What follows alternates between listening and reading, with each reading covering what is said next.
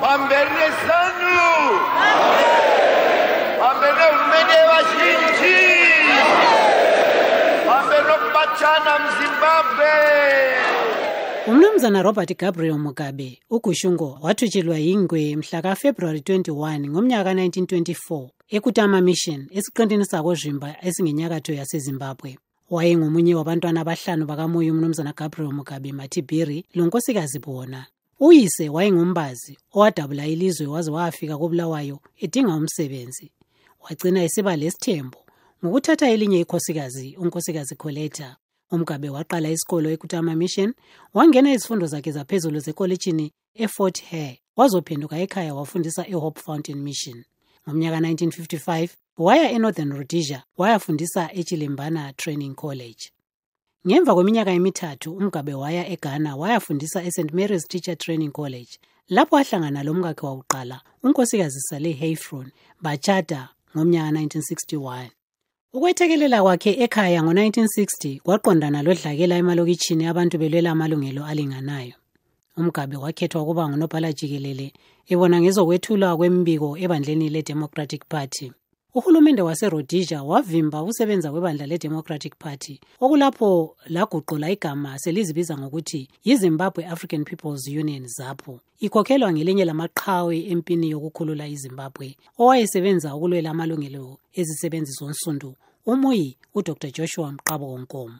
UMugabe labanye bagcina bekhonona ngobukhokheli bukaNkomo ngo-1963 waqala elabo ibandla ele-Zimbabwe African National Union ZANU, eyayikhokhelwa ngumfundisi Ndabaningi Sithole. Mnyaka munye uMugabe labanye bakhe babotshwa bavalelwa ejele okweminyaka 10 egona kudzingwa. Owayeyinhloko kahulumende eRhodesia ngaleso sikhathi uIan Douglas Smith wavuma ukuthi uMugabe akhululwe ukuze aye emhlanganweni waseLusaka eZambia. I don't believe in black majority rule ever in Rhodesia. Angikholwa ukuthi kungaba lombuso wabensundu kuleli laseRhodesia.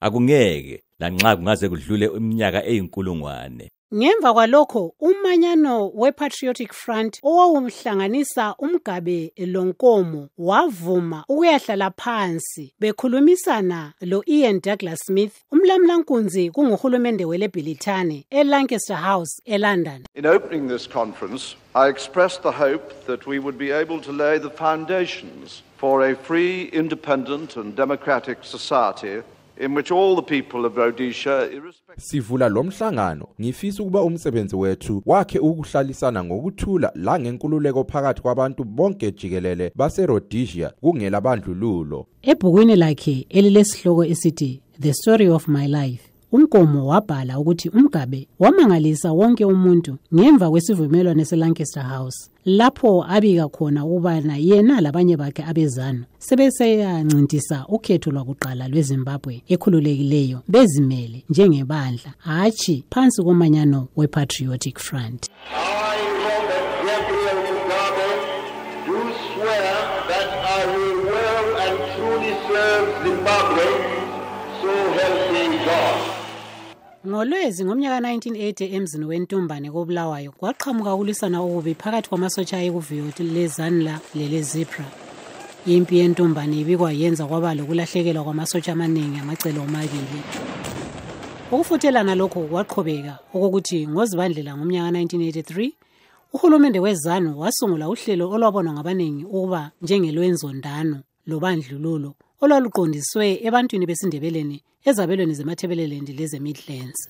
Lesi sihluku sabizwa ngokuthi iGugurawundi, lapho okwabulawa ngocuku olukhulu inkulungwane ezedlula 20 zabantu makhaza 20,000 ababengahlomanga, ababegoqela omama ababezithwele labantwana. Esikhathini esilokhe sibabazwa ngabaningi ukuthi isikhathi esabamnyama embalini yeZimbabwe isithole uzibuze, uMugabe ngokwakhe athi yona isikhathi sokuhlanya lapho ebuzwa ngalesi sihluko. Okwaze kwabamba ngamandla ukuthi ngomnyaka 1987 umuyi uDr Joshua Nkomo ukubana avume ukukhumisana umlotha loMugabe esebone ukuchitheka kwegazi eliningi emhlubulweni waseMandebeleni, kwalotshwa isivumelwano sokumanyana ese-Unity Accord. I have worked so hard for this country before independence, during the war.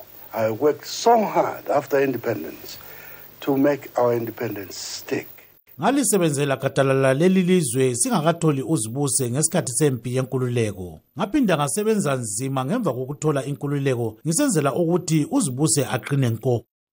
Emaphethelweni yeminyaka yabo 1990, uMugabe wabhekana lokuqonga kwamazwi okuphikisa umbuso wakhe okwakungazake kwenzakale kubangelwa yikugugudeka lokonakala kwesimo somnotho elizweni. There will never be a regime change here. There will always be the people of Zimbabwe in control.